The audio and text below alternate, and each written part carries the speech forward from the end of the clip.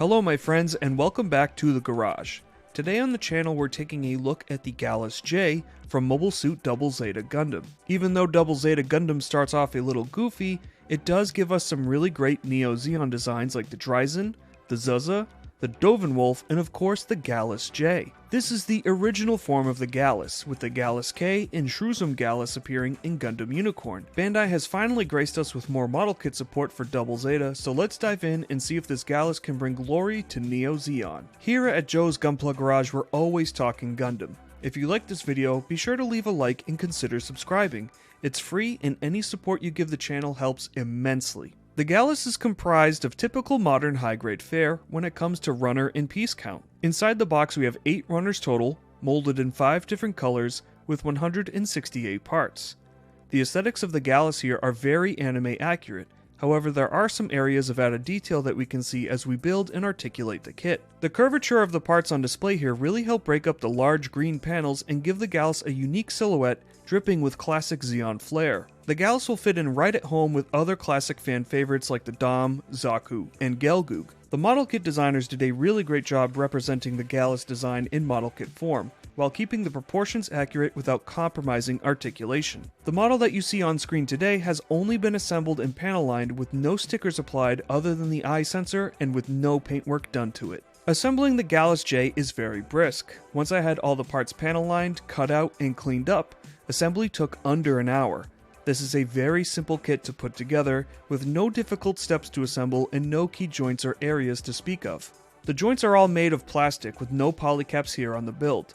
The C-clips are also minimal here, being only on the connections of the shoulder armor. What this should get us is a reliable, straightforward build, however I had some issues with the legs. The fitment for the upper thigh is extremely tight, and no matter how hard I press, I couldn't close this gap on the thigh. It always spreads out a little bit at the top, just enough to get my fingernail in. I double checked the manual and even trimmed some of the pegs, and everything is installed correctly, and it still doesn't like to fit properly. The saving grace here is the side skirts do a decent job covering this up. I'm hoping it's only an issue I had with my copy of the kit, and this is a seam line I would want to seal up anyways. However, fitment like this is not something we typically see on modern Bandai kits, and is definitely disappointing to see on a brand new release in 2025. When it comes to building a kit, one of the best things you can do to elevate your build is panel line the details. For this kit I used Tamiya Accent Color Black as I always do, and I cleaned up with Zippo Lighter Fluid. For this kit I didn't have to use a panel lining marker other than to mask some seam lines here and there. This was a great and easy kit to panel line. The liner flowed well through most parts.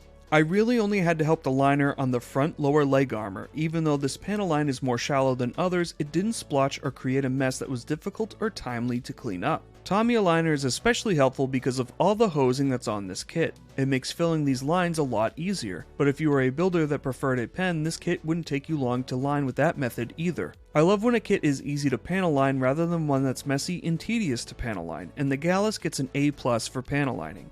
Where there's highs, there's also lows, and the seam lines on the Galluss-J are not great. This is definitely one of the weaker aspects of the kit, and it goes without saying that the fitment issues mentioned earlier makes the seam line of the upper thigh much more noticeable. In addition to the thigh, the lower portion of the leg has seam lines directly down the middle. This is half covered by the knee armor, but is definitely noticeable on the shin. The rear part of the lower leg is another area that has some ugly seams. All the parts have been cut out and all the nubs have been cleaned thoroughly, so it's not a builder issue. It's just a quirk here with the Galluss. Luckily from the waist upwards the seam lines are quite improved and even easily masked as panel lines like on the top of the purple sections. With such unique architecture to the design, I'm not even sure how this kit would be possible without seam lines.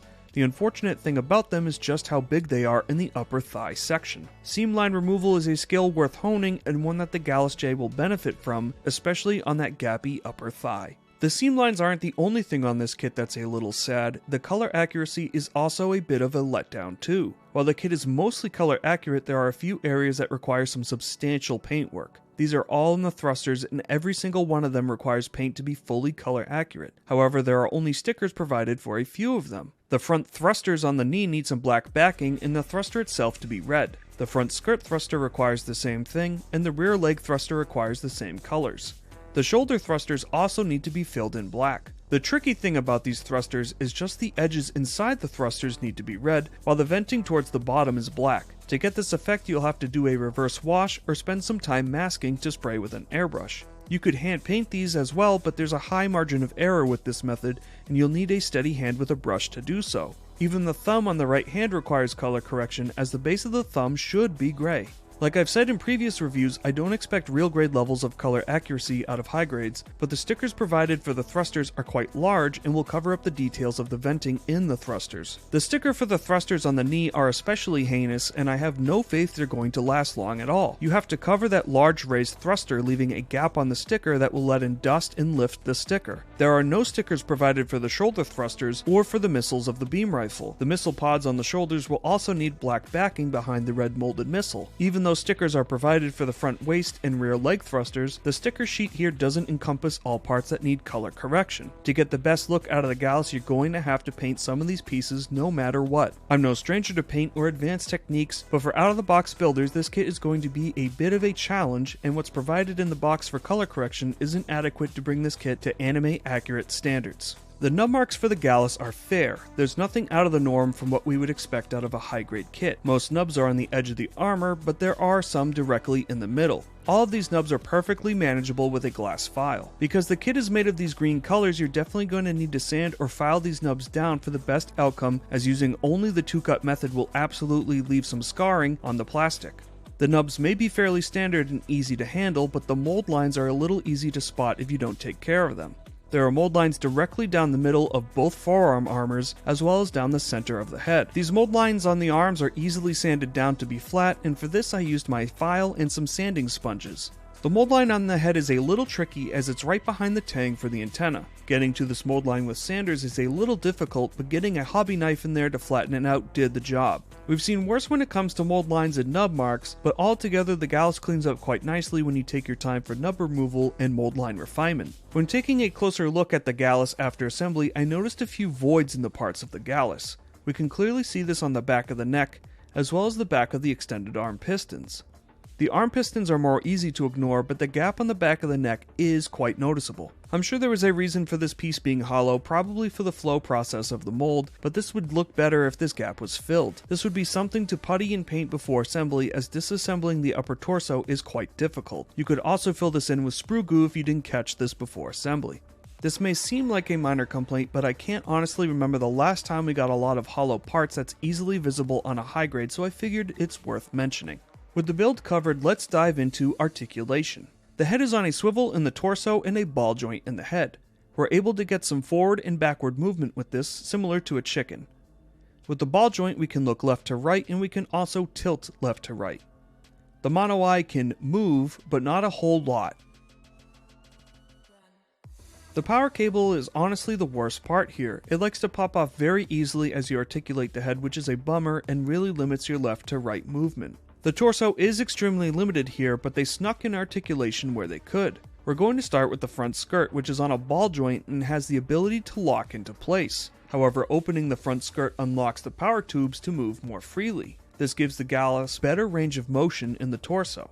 The Galluss has a slight abdominal crunch, some decent left to right tilt, and a small amount of left to right rotation at the waist.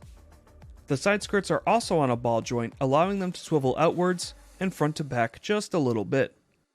Finally, in the waist, there is a leg dropping gimmick, but articulating this while the kit is assembled is really difficult, so I just leave the legs dropped for better range of motion, as the legs are a bit more limited with movement when tucked up all the way into the waist. With the skirt out of the way and the waist dropped, the Galluss can kick forward 90 degrees. The Galluss can split out 65 degrees before popping the side skirts off. There is a swivel in the thigh for some outward and inward movement of the leg. The knee is double jointed and the rear knee armor is on this joint, so bending the knee compresses only 90 degrees. However, this would be a lot more limited if the knee armor didn't move with the knee, and I thought this was a nice gimmick. For the last bit of articulation, the foot is double ball jointed with a swivel in the shin, allowing some front to back movement, some up and down movement, some left to right movement, and a very nice left to right tilt. The arms here are interesting. Starting with the purple section, the fins on top can move, and the entire purple subframe can also swivel outwards, but just a little bit. Next we'll cover the shoulder armor, which is on a double swivel, fully allowing the armor to get out of the way of articulation. With the shoulders swung out, we can utilize the swivel in the armpit, as well as in the shoulder, to give us a full T-pose. We can swivel the arm all the way around 360 degrees.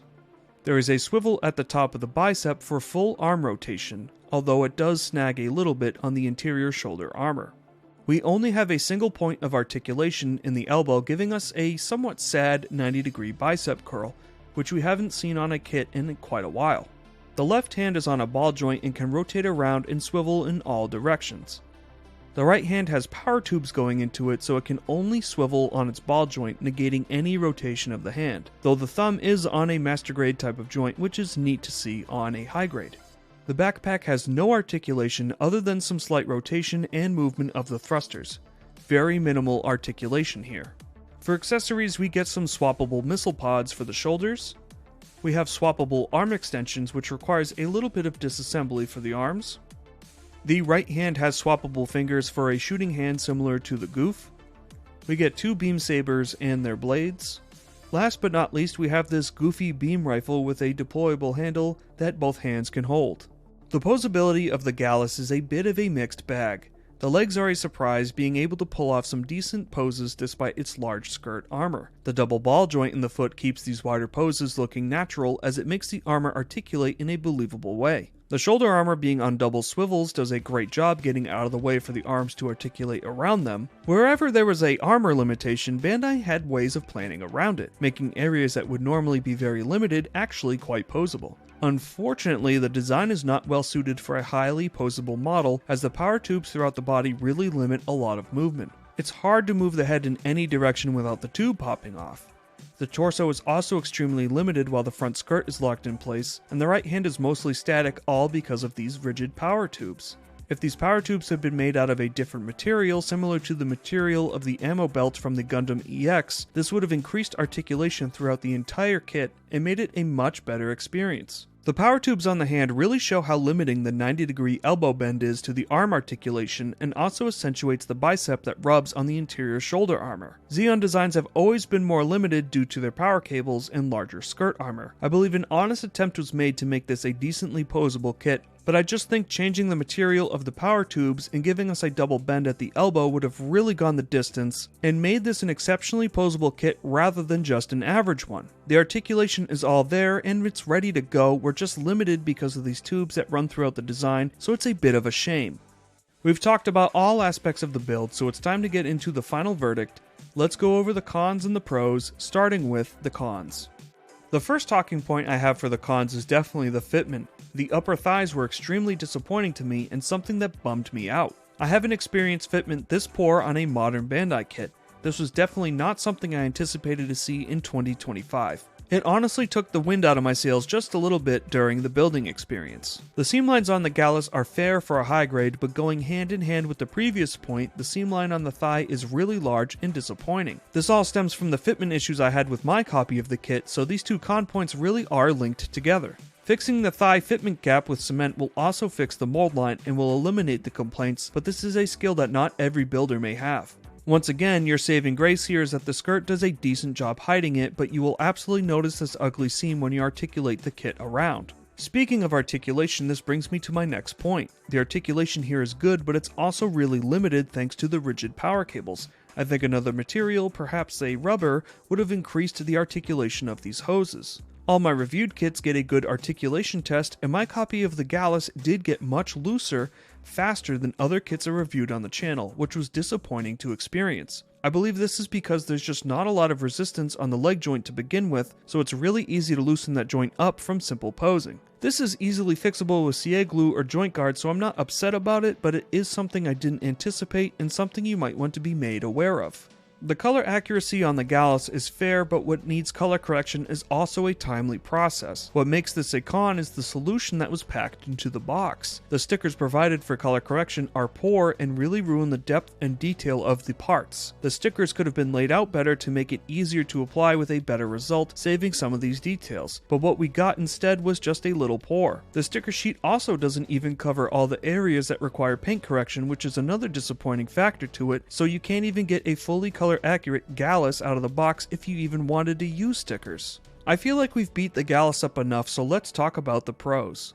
I know I said articulation is disappointing, but I want to give credit where it's due. There's some nice techniques here for the shoulder armor and on the legs that really increase the articulation a lot. While this kit does have its moments of feeling like an old high grade, it's also got its moments of modern modeling tech which surprises me. The ab crunch and ab twist with the skirt unlocked is a perfect example. I think they did a good job working with this outlandish design, and they didn't take the easy way out. It would have been easier to give us a kit with no articulation in the abdomen and chalking it up as quirks of the design. However, there was an honest effort here to get us a decently posable Gallus, and I admire that.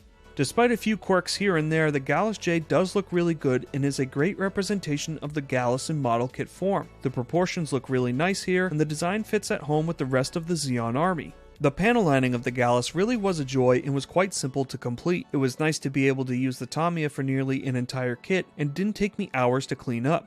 This kit made a more tedious task into a fun one, so I have to give it props for that. The additional detailing of the underside of the side skirt armor as well as the shoulder armor looks really nice once panel lined and are great additions to this anime accurate design. This greatly increases the aesthetics of this kit and opens the door for more optional paintwork to bring these details out, making a highly detailed version of the Gallus. I know it sounds I've been really critical of the Galluss-J, but I want to be as honest with my reviews as possible. I have a lot of love for double Zeta Gundam designs, but I can't let my love for that series cloud my judgment. It's very nice for us to finally get an updated 1/144 scale version of the Galluss-J, and I don't envy the design team behind this model kit. This is a complex design with a lot of details and quirks that's going to make transposing this design from screen to physical kit a difficult task.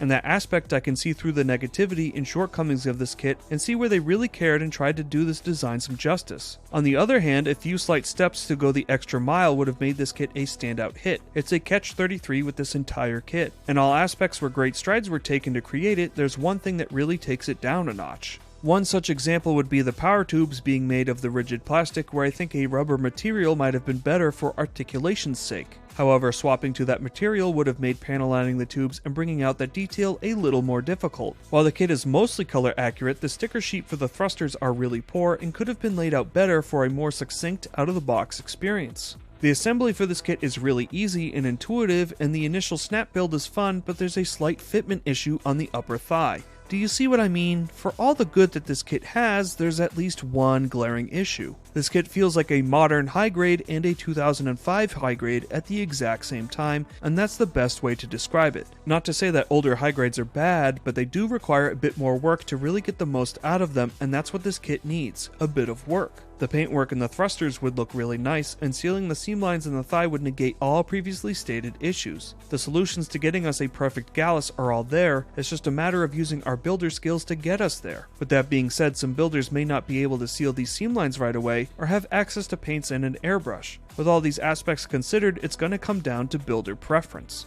For me personally, I'm a big fan of the Galluss-J and don't mind putting in this work for seamline removal, paint, and possibly even some power tube replacement techniques. But I know for some that's a lot of extra work for a kit that may not be a design that they particularly know or even care about. Taking everything into consideration, this would be a kit I would be tentative to recommend. It's really going to come down to you. I believe to the right builder this kit would be valuable to them just based off the design itself. However, to others it may be just a bit too much work involved for this to be considered worth picking up. If you're a builder who doesn't care about anime accuracy, and you liked what you saw on screen, all you'd have to do is panel line it to get the same effect. The thrusters do look a bit plain, but the rest of the kit looks decent, so it might be a trade-off you're willing to make. If you're skeptical on the design or your skill set, maybe wait this kit out a bit until you hone those skills so you're able to hit this kit's challenges head on in the future. When you rise to any challenge as a builder and you overcome it, that builds skill for you and will give you more gratification upon a completed product. I've shown you all the good, bad, and the ugly of the Galluss-J. It may be a bit of a mixed bag, but it has the potential to be great if you put your mind and skills to it. If you're looking for something perfect out of the box though, you may find yourself a bit disappointed. I'm just happy to have a newer Gallus to work with. No matter how you feel about this kit, I at least hope this review kept you entertained and gave you some good info about the Gallus. If you made it to this point in the video, let me know if you've been able to watch all of Double Zeta Gundam. I know it's a very divisive series in the fandom. If you wanted to just do the emoji thing that we always do in these videos, drop an elephant emoji down in the comments below. I wouldn't be here today without my wonderful subscribers. You guys make the impossible possible. Thank you all so much for the support. Until the next video, be sure to stay safe, have fun, and happy building.